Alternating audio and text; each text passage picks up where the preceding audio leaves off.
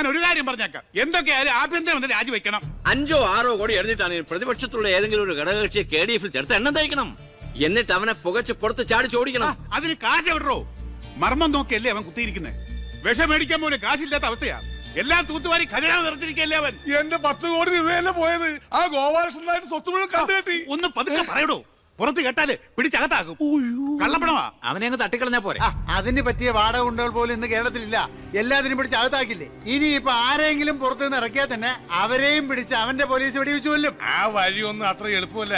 അവന്റെ ചിഹ്നത്തിന്റെ സ്വഭാവ സിംഹത്തിന്റെ. കാട്ടിൽ ആനയുണ്ട്, പുലിയുണ്ട്, കഴുതുണ്ട്. പക്ഷെ ആരാ കാട്ടിലെ സിംഹം? സിംഹം. അവൻ ആനയുടെ മഷിക്കും വരെ കയറിയിരിക്കും. ഓ, അതൊന്നും നെറ്റിന്ന് മലയാളത്തിൽ പറഞ്ഞാൽ പോരോ. അയ്യ, അതൊക്കെ വിദ്യാഭ്യാസം ഇല്ലാത്ത ആൾക്കാർ പറഞ്ഞതാണ്. വിദ്യാഭ്യാസമുള്ളവർ പറയും മഷിക്കും. അമേരിക്കയിലേക്ക് ലൈൻ പോണു. സിഎമ്മിന്റെ മൊബൈൽ റിംഗ് ചെയ്യുന്നുണ്ട്. Hello hello hello. കട്ടായി. എന്റെ മൊബൈലിൽ നിന്ന് വിളിക്കാം. ഞാൻ ഇന്നലെ കൂടി വിളിച്ചല്ലേ ഉള്ളൂ. പൊറ്റക്കുഴിയാണ്. ഹലോ, നിങ്ങൾ ക്യൂബിലാണ്? ഇല്ല, സത്യമായിട്ടില്ല. നിങ്ങൾ ക്യൂബിലാണ്. ദയവായി ഒരാഴ്ച കഴിഞ്ഞ് വിളിക്കുക. ശരിയാ, ക്ഷമിക്കണം. കിട്ടിയോ? നമ്മൾ ക്യൂവിലാണ്, ഒരാഴ്ച കഴിഞ്ഞ് വിളിക്കാൻ. ചേടാ, നമ്മൾ ക്യൂവിലാന്ന് അമേരിക്കയിൽ എങ്ങനെ അറിഞ്ഞു? ഏടോ, അമേരിക്ക വളരെ വലുതായി പോയില്ലേ. അവരെ മറ്റേ സുനാപ്പി വെച്ച് നോക്കിയാണ്. അവൻ രാഷ്ട്രീയ ആചാര്യന്മാരെ പോലും കളി പഠിപ്പിക്കുകയല്ലേ. അവനെതിരായി KDF-ന്റെ എല്ലാ MLA-മാരും തിരിഞ്ഞു കഴിഞ്ഞു. ഇക്കണക്കിന് പോയാൽ ഈ മന്ത്രിസഭ താഴെ വീഴും. പ്രതിപക്ഷം ഭരണപക്ഷത്തിന്റെ തകർച്ച കണ്ട് മിണ്ടാതിരിക്കോ? അവനെന്ന് പത്രക്കാരോട് പറഞ്ഞില്ലേ, അച്ഛൻ നിരപരാധിയാണെന്ന് കോടതിയിൽ തെളിഞ്ഞാൽ പാർട്ടി ആവശ്യപ്പെട്ടാൽ മന്ത്രിസ്ഥാനവും MLA സ്ഥാനവും രാജിവെച്ച് അച്ഛന് വീണ്ടും അവസരം നൽകുമെന്ന്. അതിൽ പിടിക്കണം. പാർട്ടി ആവശ്യപ്പെടണം, അവനെ കൊണ്ട് രാജിവെപ്പിക്കണം. അതിന് അച്ഛൻ ഈ കേസ് ജയിക്കണം. അച്ഛന്റെ പേരിലുള്ള മണിമലയാർ കേസ് തള്ളിപ്പോയതുപോലെ ഈ കൊലക്കേസും തള്ളിപ്പോകും. ഈ കേസ് ഞാൻ ജയിപ്പിക്കും. അച്ഛന് വേണ്ടി ഞാൻ എന്തും ചെയ്യും.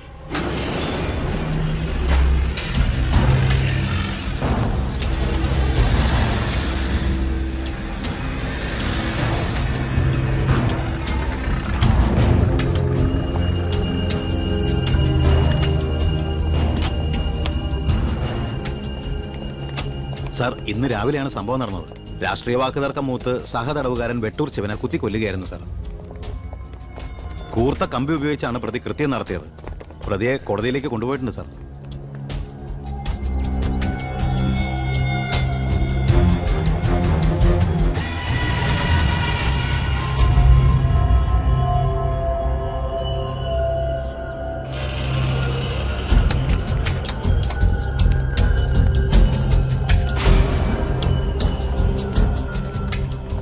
ഒന്നുകിൽ ദൈവം അച്ഛനെ കേസിൽ നിന്ന് രക്ഷിച്ചു, അല്ലെങ്കിൽ അച്ഛൻ സമർത്ഥമായി സ്വയം രക്ഷപ്പെട്ടു. പ്രസാദ് വധക്കേസിൽ 1-ാം പ്രതി കൊല്ലപ്പെട്ട സാഹചര്യത്തിലും 2-ാം പ്രതിക്ക് 1-ാം പ്രതിയുമായുള്ള ബന്ധം സംശയാതീതമായി കോടതിക്ക് മുമ്പാകെ തെളിയിക്കാൻ പ്രോസിക്യൂഷന് കഴിയാത്തതിനാലും 2-ാം പ്രതി ബാലഗംഗാധര മേനോനെ കോടതി നിരുപാധികം വിട്ടയക്കുന്നു.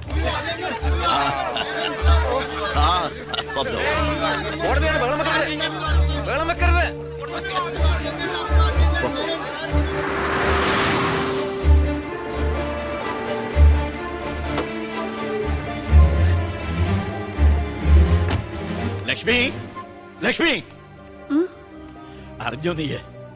ഞാൻ കേസ് ജയിച്ചടി. ഞാൻ നിരപരാധിയാണെന്ന് കോടതിക്ക് ബോധ്യായി. പത്രക്കാരുടെയും TV-ക്കാരുടെയും മുമ്പിൽ വെച്ച് നിന്റെ പുന്നാരമോൻ വീരവാദം മുഴക്കിയതല്ലേ. ഞാൻ നിരപരാധിയാണെന്ന് തെളിഞ്ഞാൽ എനിക്ക് വേണ്ടി മന്ത്രിസ്ഥാനം രാജിവെച്ച് ഒഴിഞ്ഞോളാമെന്ന്. നീ ചെന്ന് പറയടി അവനോട് രാജിവെക്കാൻ. നിങ്ങൾക്ക് എന്താ ഭ്രാന്ത് പിടിച്ചോ? ഭ്രാന്തായിരുന്നടി, അധികാരം കയ്യില്ലാത്ത എന്റെ ഭ്രാന്ത്. എനിക്ക് അറിയാൻ പാടില്ലാണ്ട് ചോദിക്കുക. നിങ്ങൾക്ക് ഇതുവരെ മന്ത്രിയായി കൊതി തീർന്നില്ലേ? ഇല്ല, എന്റെ ഏറ്റവും വലിയ ലഹരിയാ അധികാരം, മന്ത്രിസ്ഥാനം. മനസ്സിലാവില്ല നിനക്കൊന്നും. എനിക്ക് മന്ത്രിയായിട്ട് തന്നെ ജീവിക്കണം. മന്ത്രി കസേരയിൽ ഇരുന്ന് തന്നെ മരിക്കണം. നിനക്കറിയോ, അധികാരം നഷ്ടപ്പെട്ടത് മുതൽ മനസമാധാനത്തോടെ ഞാൻ ഉറങ്ങിയിട്ടില്ല. വീണ്ടും മന്ത്രിയാകുക എന്നുള്ള എന്റെ ഒരു വാശിയടി. നീ അവനോട് വാക്ക് പാലിക്കാൻ പറയടി. ഇതൊക്കെ നേരിട്ട് ചെന്ന് പറഞ്ഞാ മതി. എന്താ നിനക്ക് പറഞ്ഞ? എന്നെ കൊണ്ട് പറ്റില്ല, അത്ര തന്നെ. ഓ, മന്ത്രിസ്ഥാനം പോയതോടെ നിനക്കും എന്നെ വേണ്ടാതായില്ലേ? എന്നെ അനുസരിക്കാൻ കഴിയില്ലെങ്കിൽ പൊയ്ക്കോ ആഭ്യന്തരമന്ത്രിയുടെ വീട്ടിലേക്ക്. ബാക്കിയുള്ള ജീവിതം മോന്റെ കൂടെ തന്നെ അവിടെ. എന്താ അച്ഛ ഇങ്ങനെ? അച്ഛനൊഴികെ ഈ നാട്ടിൽ എല്ലാവരും വാനോളം പുകഴ്ത്ത ഏട്ടന് ഇങ്ങനെ ഒരു മന്ത്രിയെ കിട്ടിയതിൽ അഭിമാനിക്കുക.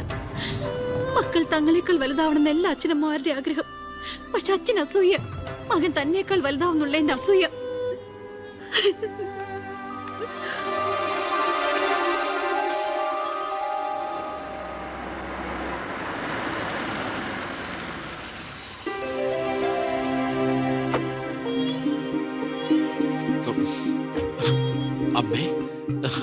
ശാരി ഇത് ആരാ വന്നിരിക്കുന്നത് നോക്കിയേ. വാമേ, മോളെ അമ്മേ, നീ പോയൊരു ചായ ഉണ്ടാക്കി കൊണ്ടുവാ. നിന്റെ കൈപ്പുണ്യം അമ്മ അറിയട്ടെ. വാമേ, അമ്മയ്ക്ക് ഇങ്ങോട്ട് വരാൻ അച്ഛൻ പെർമിഷൻ തന്ന നിലയ്ക്ക് അമ്മയുടെ ഈ വരവിന് എന്തോ ഒരു ലക്ഷ്യമുണ്ടല്ലോ. എന്താ എന്താ അമ്മയുടെ മുഖത്തിനൊരു വാട്ടം? ഇത് സന്തോഷിക്കേണ്ട സമയമല്ലേ? അച്ഛനാണെങ്കിൽ കേസെല്ലാം ജയിച്ചു, മകനാണെങ്കിൽ ഹോം മിനിസ്റ്റർ. ഞാൻ മാറി താമസിക്കുന്നു എന്നതൊഴിച്ചാൽ വേറൊരു പ്രശ്നവും ഞാൻ അമ്മയെ കാണുന്നില്ല. പറയമ്മേ, എന്താ പ്രശ്നം? എന്തിനാടാ നിനക്ക് ഈ മന്ത്രിസ്ഥാനം? നീ രാജിവെക്കണം. അപ്പോ അച്ഛൻ ഇതിനാണ് അമ്മ ഇങ്ങോട്ട് അയച്ചത്? നിന്നോട് യാചിക്കാൻ വേണ്ടിയാണ് ഞാൻ വന്നത്. അമ്മ എന്ത് പറഞ്ഞാലും ഞാൻ ഇതുവരെ അനുസരിച്ചിട്ടേ ഉള്ളൂ. പക്ഷേ ഈ കാര്യത്തിൽ അമ്മേനോട് ക്ഷമിക്കണം. ഇപ്പൊ ഞാൻ അമ്മയെ അനുസരിച്ച അത് എന്നെ ജയിപ്പിച്ചു വിട്ട ജനങ്ങളോട് ഞാൻ ചെയ്യുന്ന വഞ്ചനയായിരിക്കും. അത് തന്നെയല്ല, തുടങ്ങി വെച്ച ഒരുപാട് കാര്യങ്ങൾ എനിക്ക് പൂർത്തീകരിക്കാനുണ്ട്. അതുകൊണ്ട് തൽക്കാലം എനിക്ക് രാജിവെക്കാൻ നിർവാഹമില്ലെന്ന് അമ്മ ചെന്ന് അച്ഛനെ പറഞ്ഞ് മനസ്സിലാക്കണം. കുടുംബ ബന്ധങ്ങൾ മറന്ന് നീ മന്ത്രിയായിട്ടിരുന്ന നാട് നന്നാക്ക്. അച്ഛനും അമ്മയും നിനക്ക് വേണ്ടല്ലോ. അമ്മേ, ഞാൻ പറയുന്നത് നീ എന്നോട് മിണ്ടണ്ട.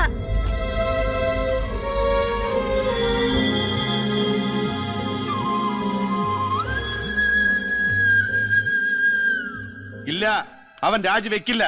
അവൻ രാജിവെക്കുമെന്ന് കരുതിയ നമ്മളാ മണ്ടന്മാർ. ചക്കരക്കുടത്തിലല്ലേ കൈയിട്ടിരിക്കുന്നത്. അധികാരത്തിന്റെ മത്ത് പിടിപ്പിക്കുന്ന സുഖം അവനും അനുഭവിച്ചു കഴിഞ്ഞു. ഇനി അച്ഛന് വേണ്ടി സ്വന്തം സുഖങ്ങൾ ഉപേക്ഷിക്കാൻ മാത്രം വിഡ്ഢിയൊന്നും അല്ലവൻ. സ്വന്തം കുടുംബത്തിൽ വരെ റെയ്ഡ് നടത്തി അവൻ പ്രശസ്തി പിടിച്ചു പറ്റിയില്ലേ? ഇപ്പൊ പത്രക്കാരും ചാനലുകാരും എന്തിന് പ്രതിപക്ഷം വരെ അവനെ പൊഴുത്തുകയല്ലേ?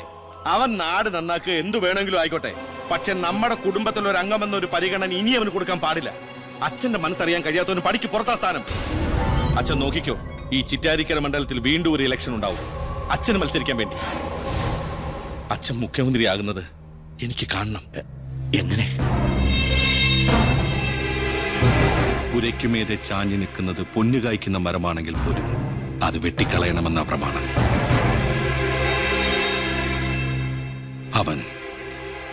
അവൻ ഇല്ലാതാകണം.